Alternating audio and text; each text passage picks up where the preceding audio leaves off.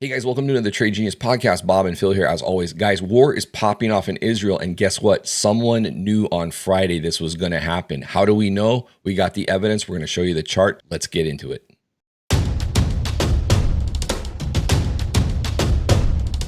Trade Genius.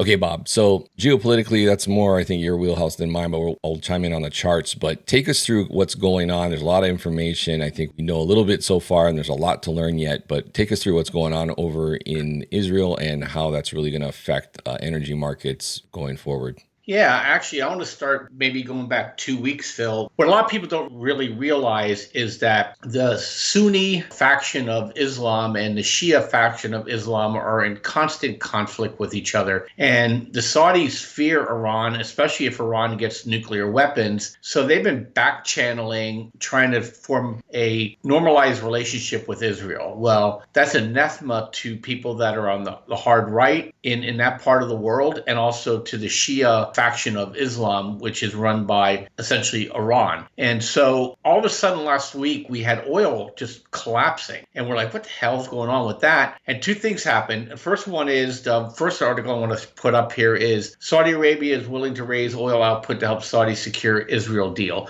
And you know, the timing of it's wild because this is a seasonal weakness for oil. And then the second one is that if you could bring up the SPR one, Phil, I think it's important. You see a collapse in the SPR, a second wave down. We only have 17 days of strategic oil in the ground in Louisiana, and they dumped it even further. And you know, the Biden administration is desperate to get energy prices down because they know it's going to kill them in the next election. Well, all of a sudden, out of the blue, well, maybe it wasn't out of the blue, Phil. Do you want to bring up the chart of XLE? Lo and behold, Phil, and I'll let you talk about this because you follow this detail raw for us. Tell people what's happening here with XLE. Yeah, it is kind of curious, right? Because, and the way, I know we don't have a lot of information yet. I mean, this stuff just started coming in last night, in fact, before bed. But it seemed like they just kind of waltzed into Israel, right? The Palestinians waltzed into Israel. And it's a little bit of a head scratcher that security was that laxed. So, you know, you can theorize on what's going on. Is it, you know, are they letting that happen for a larger retaliation? But all that aside, and maybe it is some kind of larger oil play. A lot of times that's what war is about, right? But you'll notice here what we see is a chart of XLE. What is XLE? It's the Energy Select Sector Spider Fund, or it's basically the energy ETF, one of the bigger ones that people will go into versus picking a particular stock like Exxon or something like that.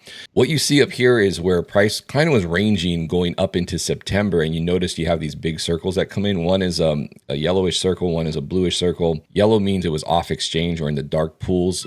Large institutional orders will occur off exchange on dark pools. They do have to report them, but they come in after the fact, so they're not they're already positioned by the time you find out about it. You'll notice there was a couple big prints. These prints are in the magnitude of like $150 million or more in terms of size. That's institutional size, and that's a decent size trade.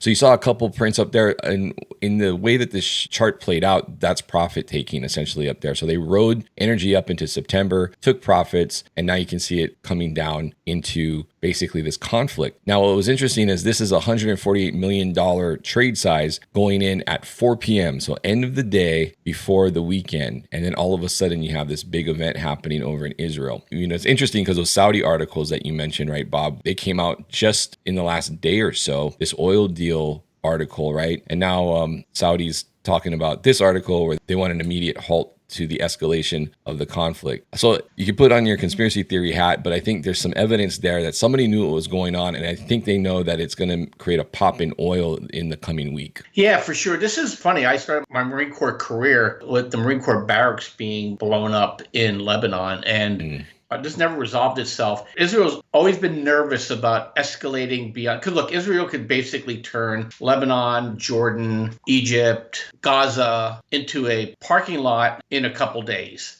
So they never deployed their strategic weaponry. It's always been tit for tat, tit for tat, tit for tat. Hey guys, if you guys don't mind, head over to tradegenius.co. Check out our specials we have over there. There's a number of different specials with different packages for all different experience types. If you're more into education, we have a package for that. If you just like to get into the room, primarily, we have a package for that as well, where you can see where we're calling out trades and things like that live, and also posting signals into our Discord signal rooms. So check it out, tradegenius.co. Appreciate you doing that. Well, I think the gloves come off this time, and yet Netanyahu, not operation, this isn't this isn't that. It's all out war. His lieutenant general came out and basically said Gaza is going to be basically wiped off the map.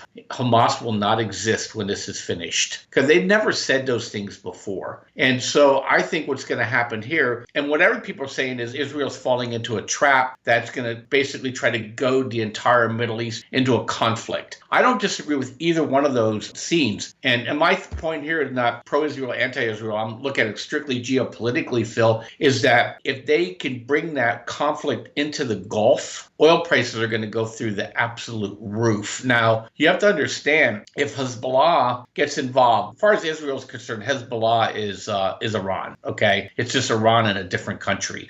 I think this time the Israelis aren't going to just fight Hezbollah in Lebanon. They're going to go straight and probably take out Iranian assets in the Gulf. And when that happens, the only asset that Iran has of any value to Iran in the world is oil. And if they take out their ability to export oil, we can see a doubling in oil prices in a New York minute. And I think that's what you have to be concerned with. Phil, we were talking about what could be possibly can make the markets go down here before they decide to lower interest rates. All these things go through my head. I don't trust things anymore. It's pretty funny is that, okay, interest rates are too high. Let's get a war in Israel so we get the Fed excuse to lower interest rates because oil prices are going to go up. I'm sitting there going, it's not like nothing's ever as it seems before. So all these things are going through my head right now, Phil. I think oil prices are going to go up. It's going to cause the market's going to have issues. Banks are going to come under stress. The Federal Reserve is going to have to react. And I think this plays out, I didn't know what was going to be the black swan, but I knew this was where we were going to go. That's why I never got rid of my oil assets, my energy assets. And the other thing, too, is my family has ExxonMobil's number one position we own, and we own quite a bit of it. ExxonMobil just completed an acquisition. They're the number one producer of energy in the United States. I don't think that's an accident. I think that was blessed. Okay. We need to secure this company. You got Oxy, you got ExxonMobil, you got Chevron. All those integrated oil companies are going to do really, really well here. This XLE was a tell. When we were talking in the pre-show here, we just said, I wonder who knew this. Because remember 9/11, they were shorting Delta and United Airlines. There were trades ahead of that, yep. Right ahead of that. And so here we go again, guys. And wars, there's always somebody that knows. There's always a provocation. It defies belief that the vaunted Mossad had no clue that this was about to take place. No clue. Right. So if you want to put your wag the dog theory at work here, is that Israel just allowed this to happen to anger the public so much and to make sympathy for Israel so that Israel can finally, clear the deck here of Hamas so that they can actually have a peace deal with Saudi Arabia. I think this is all blessed. Remember, the people that own the chessboard don't care about you as a pawn. Okay, a few people died, but the bigger goal was established. So that's kind of what I'm thinking here. So, not my rant on geopolitics, but I think long energy is in play here. We got to be really careful now how long this goes. I think it'll affect the short-term bull run we're going to go into. But you can't get rid of your energy assets right now. Russia does not want energy output to go up. Russia's going to do whatever they can. Remember, Russia's in league with Syria. They're in league with Iran, okay? And they're pissed at Israel because Israel's been supplying technology to Ukraine. So this is big boy war ready to come into play here. The technical trade here, guys, if we get a gap up on Monday, then you know exactly what was going on with this large print going into Friday at 4 p.m. right on the close. And those are usually the suspicious prints too. And it also happens at the bottom of a move here. Normally, the institutions don't short into a hole. Okay, so when you see it at the bottom of a move like this, they're probably buying. So what do we look for on Monday? A gap up. Your first resistance on XLE is going to be $88. They start moving up over that. You're going to get into, you see those volume histograms. You're going to start getting into that about $90. Where this gets interesting is up in the 91 and 92 area, because that's where all the institutions were distributing price. Basically, they were up there selling. And we're only showing you the mega trades on this chart, but there were other trades in that zone too. So that's probably your big target for an initial push. Then we find out what's going on with this. Is this something that's short-lived, or is it going to go on for a long time? And if so, that's probably going to fuel oil. So 92 is a key area here. here, guys. So watch that on XLE. That could be your trade for next week, and we'll see where this goes. Let us know your thoughts below on what you think is happening. Do you kind of side with Bob's take on things? Do you think oil is going to pump in the coming week? We'd love to hear your thoughts on what's going on here, and we'll see you guys on the next video. Please hit like and subscribe. Smash that notification bell as well. That really helps out our channels. And check out our specials over at tradegenius.co. We'll see you guys on Monday. Take care.